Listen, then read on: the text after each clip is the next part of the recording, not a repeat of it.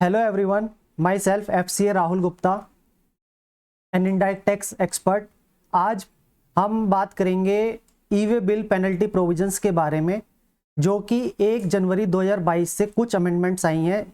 Penalty provisions को लेते हुए कुछ चेंज आए हैं, जैसे कि सेक्शन 129 सब सेक्शन 1 क्लोज ए में चेंजेस आया है। वो मेजर चेंजेस है, जैसे कि पहले क्या होता था, एप्लीकेबल टैक्स एंड पेनल्टी 100% की थी। अब उसको एप्लीकेबल टैक्स 100% हटाकर पेनल्टी का अमाउंट 200% कर दिया गया है।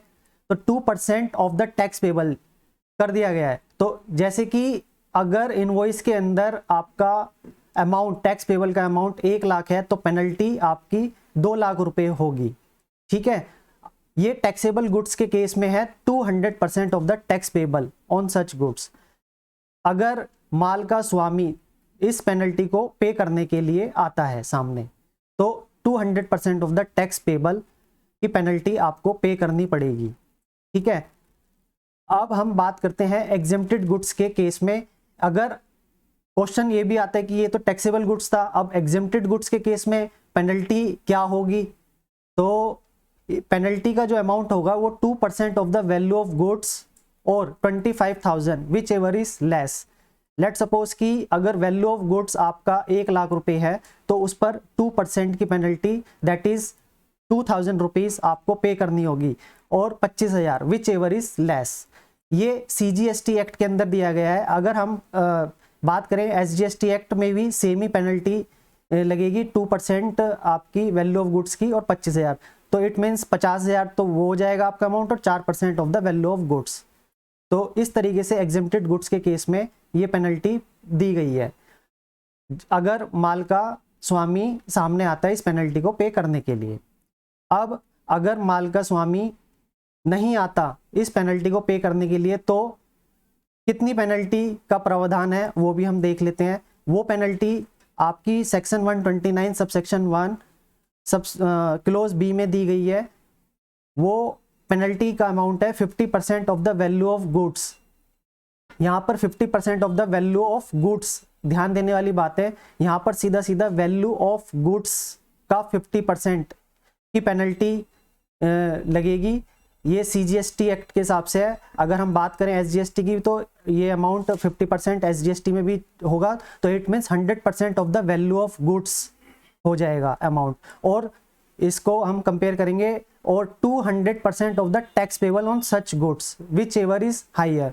कुछ गुड्स ऐसे होते हैं जहाँ पे आपका जो टैक्स पेबल का अमाउंट है वो इस पेनल्टी से ऊपर भी हो सकता है। तो हमें ध्यान देना है कि इसमें विच एवर इज हायर है, तो वैल्यू ऑफ गुड्स से भी ज़्यादा की पेनल्टी लग सकती है। अब इन केस ऑफ एग्जेम्प्टेड गुड्स के केस में यही पेनल्टी 5% कर दी गई है वैल्यू ऑफ गुड्स की, अगर माल का स्वामी सामने नहीं आता। ठीक है, तो ये प्रोविजंस थे सेक्शन 129 सेक्शन 129 सबसेक्शन 1 क्लोज ए और बी के। अब हम बात करते हैं, इसमें एक क्लोज सी भी दिया गया है। क्लोज सी में बात की गई है सिक्योरिटी की। अगर आप सिक्योरिटी भी इक्विवेलेंट अमाउंट की आप फर्निश कर सकते हो, जो कि पेनल्टी आपकी ए और बी क्लोज में जो मेंशन की गई है। चलिए, तो ये हमने प्रोविजंस देखे हैं सेक्शन 129 1 ए और बी के, तो इसमें ये पेनल्टीज दी गई थी। अब सेक्शन 129 और सब सेक्शन 2 जो है वो डिलीट कर दिया गया है, अब इसका कोई रेलिवेंस नहीं है। तो ये जो है सेक्शन 129 सब सेक्शन 2, इसमें कुछ अब सेक्शन 129 सब सेक्शन 2 डिलीट हो गया है, और 129 सब सेक्शन 3 और 4 सब्स्टिट्यूट कर दिया गया है। अब हम देखेंगे सेक्शन 129 सब सेक्शन 3 और 4 में क्या बातें की गई हैं, कि ये किस तरीके से प्रोसीजर होगा। पेनल्टी तो हमने समझ ली है, अब हम नोटिस का देखेंगे, नोटिस और ऑर्डर कैसे सर्व किया जाएगा, और किस तरीके से ये पेनल्टी प्रोविजंस, मतलब कैसे टैक्स पेयर पे करके अपना रिलीज कराएगा गुड्स को।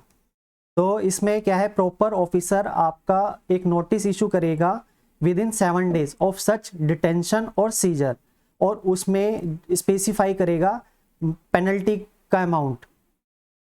ठीक है। और इसमें क्या है, आपको एक अपॉर्चुनिटी भी दी जाएगी टैक्स पेयर को कि ये मैं पेनल्टी क्यों ना लगाऊं आपके ऊपर।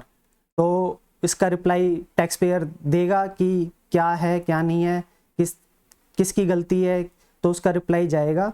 तो उसके आधार पर फिर एक ऑर्डर पास किया जाएगा, वो भी within a period of 7 days from the date of service of such notice.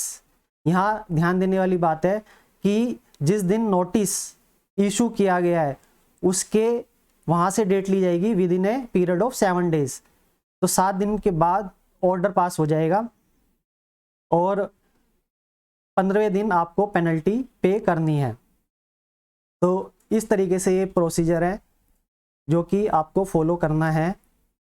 अब हम बात करेंगे सेक्शन 129 और सबसेक्शन 5। इसमें क्या है आपका, अगर ये सब कुछ हो जाता है तो इसमें क्या है, प्रोसीडिंग्स जो है वो कंक्लूड मान ली जाएगी, ठीक है, अगर पेनल्टी पे हो जाती है। अब हम आगे देखते हैं, ये आपका सेक्शन 129(6) ये भी सब्स्टिट्यूट किया गया है। इसमें बात की गई है कि अगर टैक्स पेयर फेल हो जाता है, पेनल्टी पे नहीं करता, तो उस केस में क्या होगा। उस केस में 15 days में अगर पे नहीं करता तो वो जो भी होंगे आप उनके गुड्स वो कन्फिस्केट कर लिए जाएंगे, ठीक है, और वो liable to be sold out होंगे और डिस्पोज कर दिए जाएंगे। अब इसके अंदर फर्स्ट प्रोविजो इंसर्ट किया गया है सेक्शन 129 के अंदर, और एक सेकंड प्रोविजो, ये भी हम देख लेते हैं इसमें क्या बताया गया है। इसके अंदर लिखा गया है कि provided that the conveyance shall be release on payment by the transporter of penalty under subsection 3 और 1 lakh rupees which ever is less. यहाँ पर ट्रांसपोर्टर अपना व्हीकल मतलब रिलीज करा सकता है, बशर्ते कि उसे जो पेनल्टी दी गई है अंडर सबसेक्शन 3 के अंदर और 1 लाख रुपीस वो पे करनी होगी। यहाँ पर 1 लाख का मतलब है 2 लाख से हम ले सकते हैं, क्योंकि यहाँ ये CGST एक्ट के प्रोविजंस दिए गए हैं, तो उसी हिसाब से SGST एक्ट में भी 1 लाख, तो टोटल मिला के 2 लाख रुपए उसे पे करने होंगे। या फिर जो पेनल्टी उसमें दी गई है विच एवर इज लेस बोला गया है, तो वो हमें देखना होगा कितना है, उस हिसाब से ये फर्स्ट प्रोविजो अप्लाई होगा। सेकंड प्रोविजो में बात की गई है provided further where the detained और सीज गुड्स आर पेरिशेबल और हजार्डस इन नेचर और are likely to depreciate in value with passage of time the said period of 14 को डिलीट कर दिया गया है। यहाँ पर 15 days may be reduce by the proper officer. तो यहाँ पर 15 days जो भी है इसमें रिड्यूस कर सकता है प्रॉपर ऑफिसर। एक एप्लीकेशन आपको लगानी पड़ेगी और बताना पड़ेगा कि ये हमारे गुड्स पेरिशेबल और हजार्डस नेचर के हैं, तो वो आपका टाइम पीरियड रिड्यूस कर देगा। तो हमने ये पेनल्टी प्रोविजंस देखे सेक्शन 129 के, जो कि स्पेशल प्रोविजंस हैं, स्पेसिफिक पेनल्टी दी गई है। अब हम बात करेंगे जनरल पेनल्टी के बारे में। जनरल पेनल्टी भी प्रॉपर ऑफिसर लगा सकता है कुछ माइनर डेफिशिएंसीज के केस में, जैसे कि आपका स्पेलिंग मिस्टेक्स है in the name of consignor और consignee but the GSTN wherever applicable is correct. तो इस केस के अंदर क्या है, कंसाइनर और कंसाइनी के नाम में थोड़ा सा मिस्टेक हो गया है, जैसे एंड या कुछ कोमा टाइप का, तो कोई दिक्कत वाली बात नहीं है, लेकिन GSTN नंबर बिल्कुल ओके है, तो इस केस में जनरल पेनल्टी भी लगा सकता है। जैसे कि आपका error in pin code but the address of the consignor और consignee mentioned is correct subject to the condition that the error in the pin code should be have the effect of increasing the validity period of the e-way bill। यहाँ पर अगर आप pin code में कुछ भी error कर देते हो तो इसका मतलब ये नहीं है कि आपका जो ई-वे बिल की जो वैलिडिटी पीरियड है वो बढ़ रही है। तो इस तरीके की मिस्टेक नहीं होनी चाहिए, थोड़ी सी जर्नल मिस्टेक होनी चाहिए कि हाँ लोकेलिटी आपकी सेम है, तो उस केस में कोई दिक्कत नहीं है, तो उसमें आपकी जो जर्नल पेनल्टी लगेगी। अब जैसे कि error in the address of the consignee to the extent that the locality and other detail of the consignor are correct. इसमें क्या है, अगर थोड़ा बहुत एड्रेस में मिस्टेक है कंसाइनी के, लेकिन उससे क्या है लोकेलिटी आपकी डिफर नहीं होनी चाहिए, तो चल जाएगा, कोई दिक्कत नहीं है। एरर इन 1 और 2 digit of the document number mention in the E way bill. तो इसके अंदर क्या है, जो एक या 2 डिजिट, जैसे डॉक्यूमेंट नंबर है, इनवॉइस नंबर आपका 1256 है तो 1156 हो गया। तो अगर इसका कोई ज़्यादा इम्पैक्ट नहीं पड़ता टैक्स लायबिलिटी पे तो कोई दिक्कत वाली बात नहीं है, वो भी एक्सेप्टेबल है, बशर्ते कि प्रॉपर ऑफिसर सेटिस्फाई हो जाए इन सब चीज़ों से। तो और अब जैसे कि HSN की फर्स्ट 2 डिजिट आपकी सेम होनी चाहिए, 4 या 6 डिजिट का HSN है उसमें आपकी फर्स्ट 2 डिजिट सेम होनी चाहिए, और लास्ट के अगर कुछ 1 या 2 डिजिट में अगर डिफरेंस है तो भी एक्सेप्टेबल है, कर सकता है प्रॉपर ऑफिसर एक्सेप्ट इन सब चीज़ों को, बशर्ते कि उसका मतलब जो टैक्स लगना है वो लेट सपोज कि 5% है और आपने HSN गलत कोट कर दिया तो वो फॉल कर रहा है 12% के 12% में, तो ऐसा नहीं होना चाहिए, सेम है तो चल जाएगा।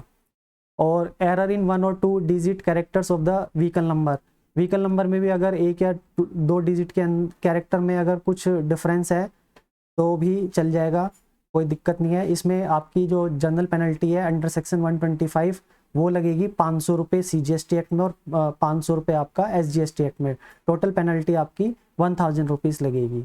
तो ये थी जनरल पेनल्टीज़। अब एक क्वेश्चन हमारे माइंड में ये भी आता है कि क्या हम, अब हमारे पास कैश लिक्विडिटी नहीं है, फंड नहीं है, तो हम क्या करें, हमें अपील में जाना है। तो अपील में जाने का भी प्रोसीजर डिफाइन किया गया है सेक्शन 107 सबसेक्शन 6 के अंदर, ये भी इंसर्ट किया गया है। इसमें जो पेनल्टी का था पहले 1 जनवरी 2022 से वो 10% था, अब उसको बढ़ाकर 25% ऑफ द टैक्स लायबिलिटी कर दिया गया है।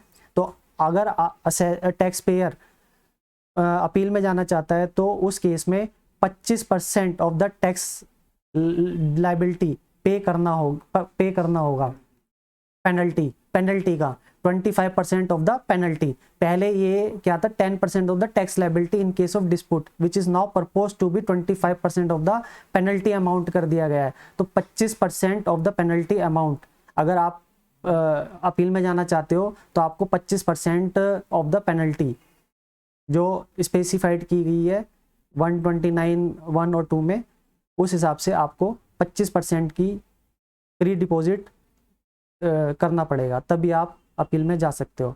आई थिंक, मैं ये समझता हूँ कि ये वीडियो आपके लिए बहुत ही हेल्पफुल है और मैं ऐसी वीडियो आपके लिए और भी लाता रहूँगा फ्यूचर में। तो कृपया करके please share, like and subscribe करें इस चैनल को for more updates. Thank you.